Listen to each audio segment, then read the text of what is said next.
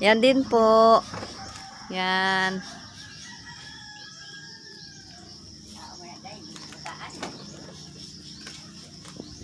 Yan din po. Nakakaawa din po siya. Ayan po.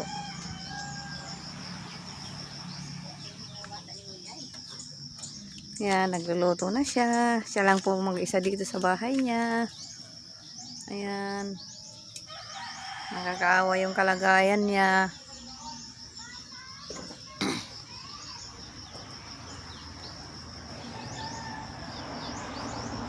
Mahirap lang po kasi, kaya ganun ang kalagayan niya.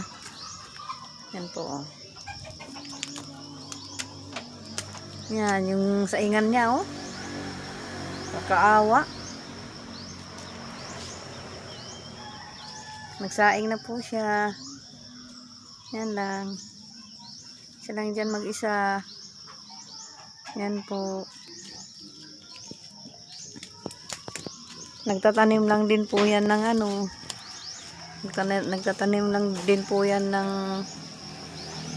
mga gabi sa bukid. Yan. Kahit pa paano, kahit gahan dyan bahay niya, meron po siyang natutulugan. Ayan po. Minsan-minsan naman po, nagbibigay kami. Kaso lang naman po, hindi po ganong kalaki. Kasi mahirap din po kami. Yan po.